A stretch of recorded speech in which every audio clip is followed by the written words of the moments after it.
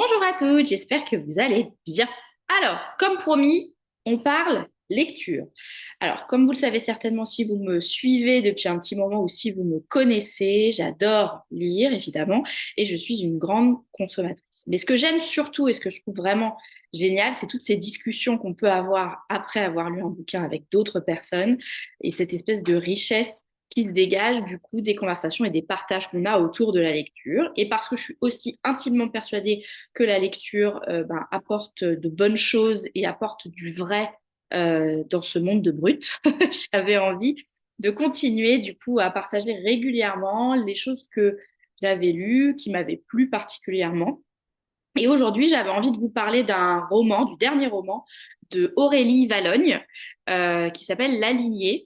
Alors, bien que le titre soit plutôt évocateur et plutôt assez plein de sens finalement pour moi, c'est un livre que probablement, s'il n'avait pas été écrit par cet auteur, je n'aurais peut-être pas lu, puisque si j'avais lu le quatrième de couverture, très certainement que, bon, voilà, de premier abord comme ça, c'est pas le type d'histoire qui m'aurait attiré. Mais comme j'ai lu beaucoup de ses livres, j'ai pas cherché à comprendre, j'ai lu et j'ai bien fait. Parce que c'était vraiment une très belle découverte. Et moi, ce que j'ai aimé euh, dans ce livre, alors déjà, c'est un livre qui nous plonge dans la correspondance épistolaire d'une très jeune auteure et de son auteur préféré. Et évidemment, la correspondance démarre lorsque, enfant, donc la plus jeune des deux, demande à l'autre son avis sur la première histoire qu'elle a écrite. Et finalement, la relation entre ces deux auteurs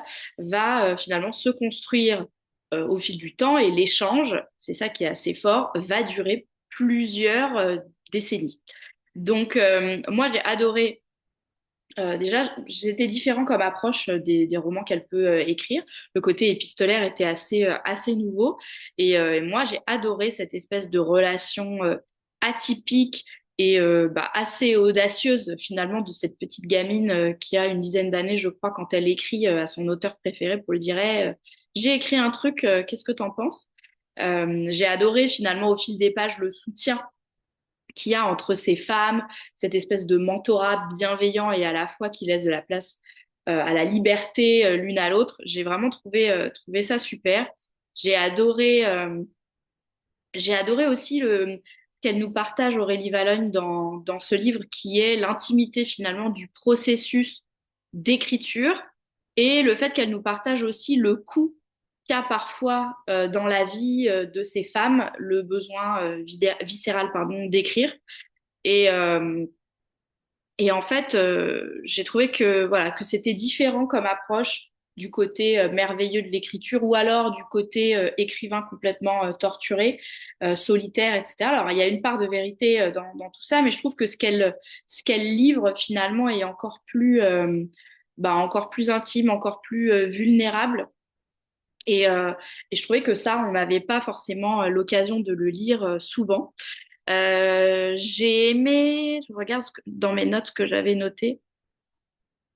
Ouais, j'ai aimé aussi le fait que dans le livre, on nous amène à réfléchir à la place qu'avaient les autrices dans ce monde d'auteurs aussi, que elles étaient souvent d'ailleurs remises en question, que parfois entre guillemets, elles étaient réduites à celles qui arrivaient à cuisiner d'une main et à écrire de l'autre, probablement parce que leur mari leur en avait donné l'autorisation. Et j'ai trouvé que du coup, c'était assez rigolo de voir aussi la question de la parole des femmes à travers l'écriture et puis dans l'histoire. J'ai aimé justement la question qui est soulevée un peu derrière tout ça, qui était la peur des mots et leur poids, d'autant plus quand ils sont utilisés et même, je dirais, écrits par des femmes.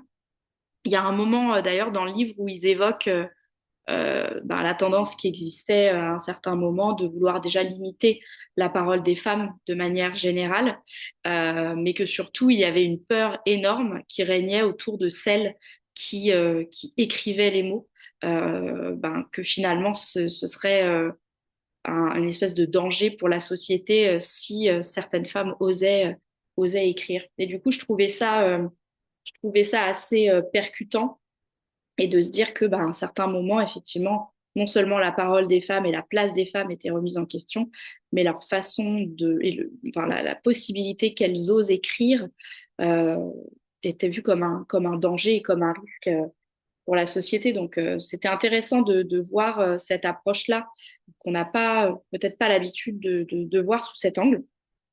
Euh, et puis, c'était surtout cette question aussi de se dire que si elles osaient écrire, il fallait qu'elles en aient demandé la permission.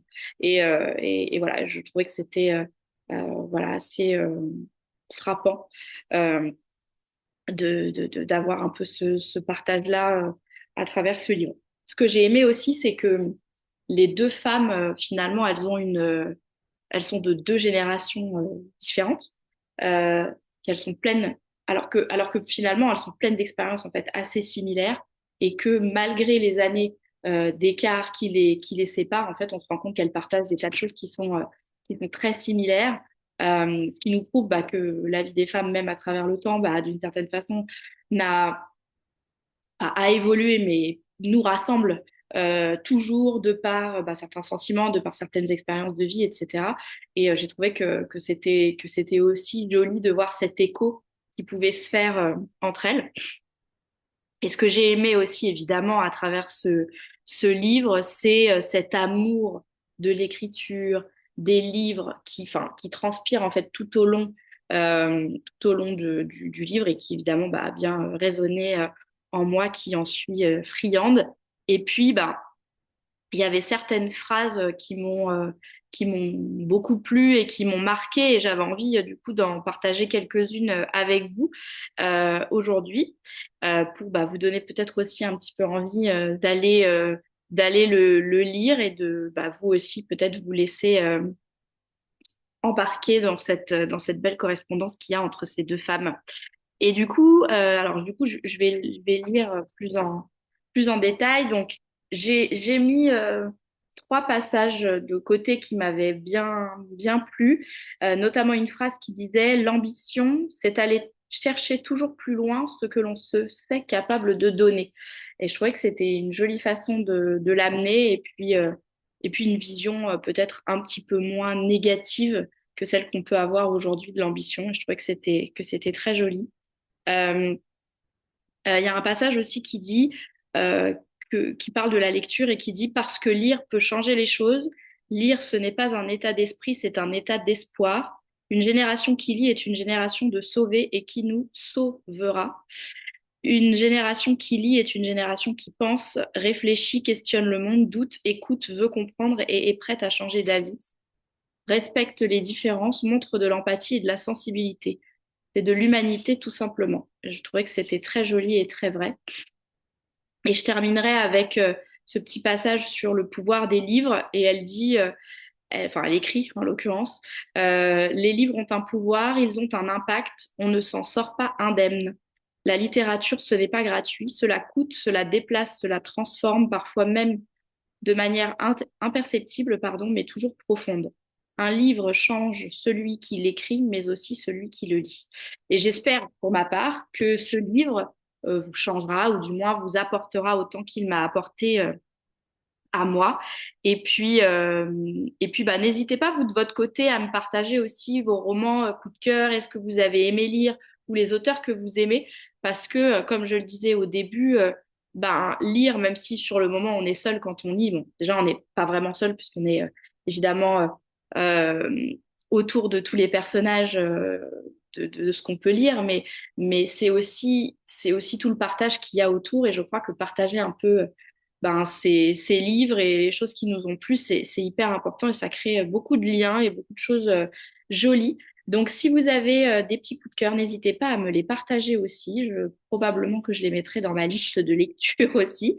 Et puis, en attendant qu'on se revoit sur un sujet un peu plus en lien avec le coaching directement la semaine prochaine, et je vous souhaite à tous une bonne fin de semaine. Et puis, je vous dis à très vite. Ciao, ciao.